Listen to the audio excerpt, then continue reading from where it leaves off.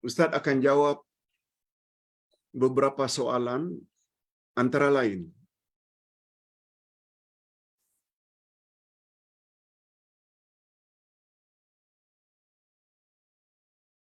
Pak Ustaz,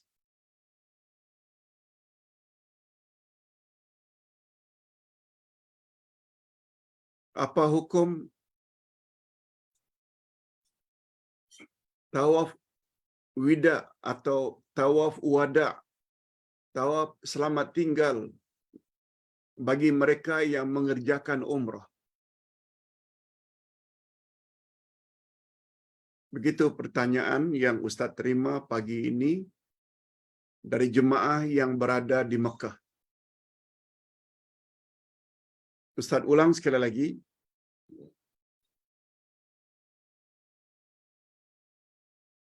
Apa hukum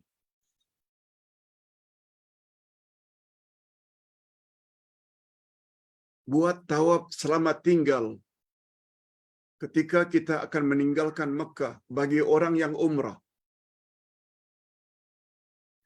Apakah sama hukumnya tawaf wida ini bagi orang yang haji dengan orang yang pergi umrah? Okey, ini jawabannya.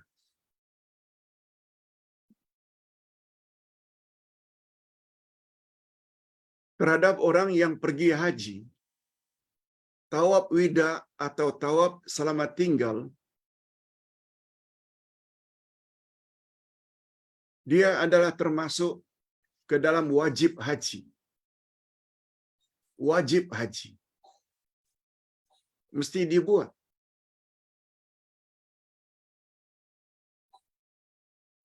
Hanya saja wajib haji tak sama dengan rukun haji. Rukun haji yang paling utama adalah wukuf di Arafah.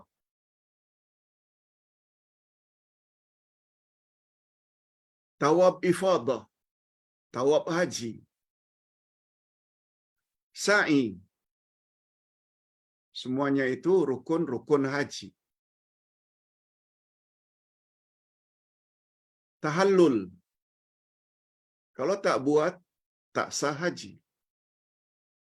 Tapi tawaf wida atau tawaf selamat tinggal bagi orang haji, kalau tak buat, hajinya tetap sah. Asalkan mereka bayar dam. Itu untuk ibadat haji.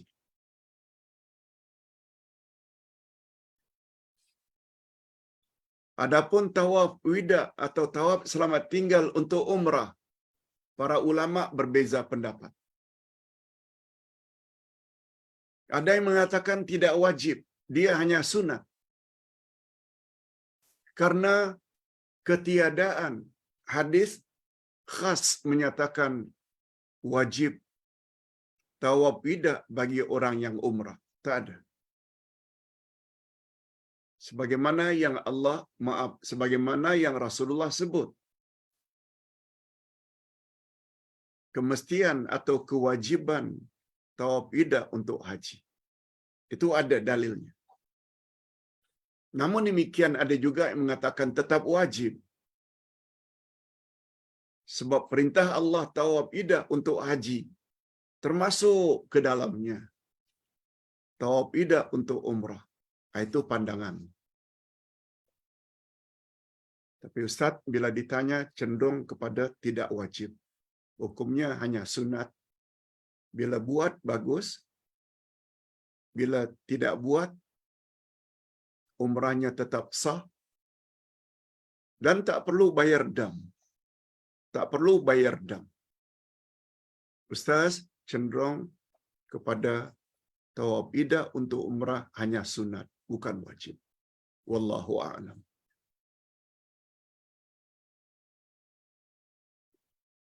Ingat ya, insya-Allah pada Jumaat yang akan datang, pada kuliah duha, kita akan mula belajar tentang pedoman haji dan umrah. Berdasarkan kitab Haji dan Umrah, yang Ustaz tulis, barangkali semua kita tahu,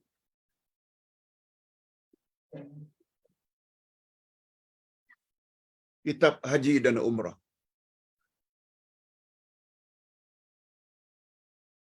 Itu kita akan belajar pada hari Jumaat depan, waktu duha. Dan petangnya tetap Akidah Jilid 1.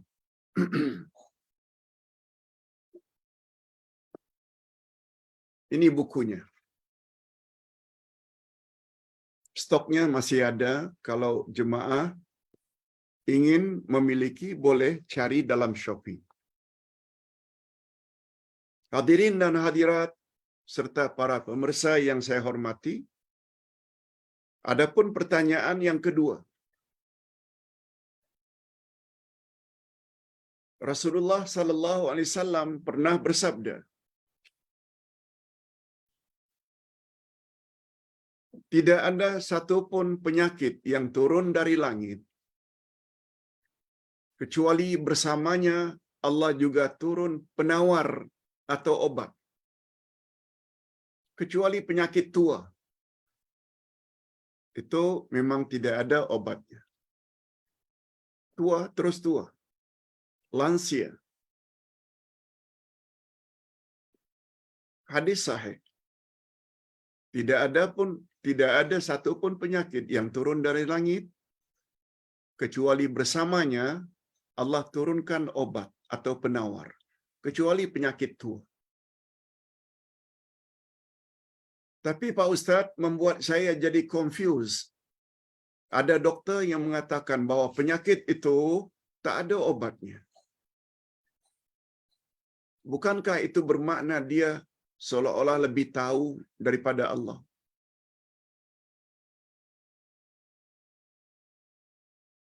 Umpamanya kidney dialysis.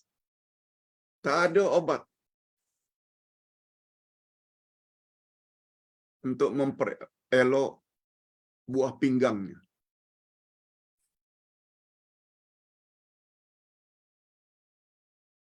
Orang yang sudah rosak, buah pinggangnya tidak akan mungkin boleh baik. Hadirin dan hadirat, ungkapan seperti itu cukup berbahaya. Seolah-olah kita tidak percaya dengan apa yang diwahyukan oleh Allah kepada Nabi Muhammad sallallahu alaihi wasallam, bahwa setiap penyakit itu ada obatnya kecuali penyakit tua. Sepatutnya kita hanya boleh mengatakan obat untuk penyakit itu sampai saat ini belum ditemui. Yes, istilah itu adalah lebih tepat. Penyakit itu sampai saat ini belum ditemui obatnya. Yang itu boleh. Tapi jangan gunakan istilah, oh penyakit itu tak ada obatnya. No. Orang yang beriman dia tidak akan bercakap seperti itu. Ucapan seperti itu boleh merosakkan akidah.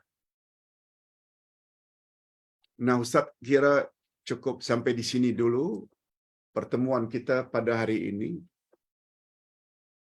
Sekali lagi Ustaz mohon maaf kalau pencerahan di dalam sesi yang pertama tentang topik kewajiban bertakwa itu kurang sempurna. Dan kalau ingin lebih sempurna, barangkali kita ulang topik yang sama pada minggu hadapan, tak ada salahnya. Mengingat topik tersebut sangat mustahak. Sekali lagi mohon maaf. Mari kita akhiri dengan doa. Alhamdulillahirabbil alamin. Wassalatu wassalamu ala asyrafil anbiya'i wal mursalin wa ala alihi wa sahbihi ajma'in. Rabbana ighfir lana dzunubana wa liwalidina warhamhum kama rabbawna shighara.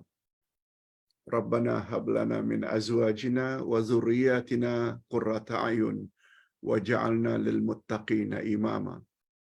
Rabbana sarif 'anna 'adzab jahannam inna 'adzabaha kana gharama innaha sa'at mustaqarran wa muqama. Ya Allah, ya Tuhan kami, pada pagi ini kami telah belajar topik yang cukup penting, kewajiban bertakwa. Takwa dengan makna buat suruhanmu dan jauhi laranganmu. Engkau ulang dalam ayat-ayat yang kami pelajari tadi sampai 3 kali bahawa langit dan bumi adalah milikmu, ya Allah. Ini memberi pengertian bahawa engkau maha berkuasa terhadap segala sesuatu. Oleh sebab itu, andai kata manusia taat kepadamu, buat suruhanmu, atau sebaliknya, melanggar laranganmu, atau enggan buat suruhanmu, kesemua sikap mereka itu pulangannya kepada diri mereka sendiri. Dengan makna lain, bila mereka taat kepadamu, ganjarannya akan pulang untuk mereka. Andai kata mereka durhaka kepadamu, pulangan siksaan juga untuk mereka.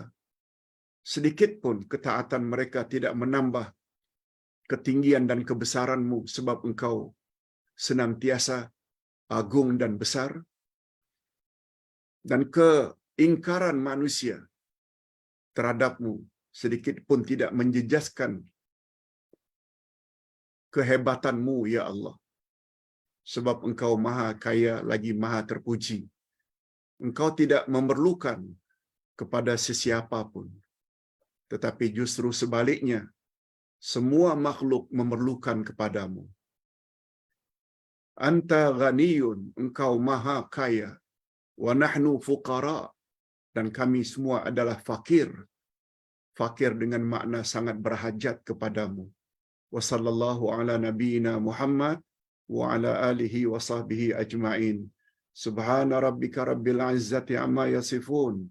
Wa salamun alal mursalin. Walhamdulillah rabbil alamin. Subhanakallahumma wa bihamdik.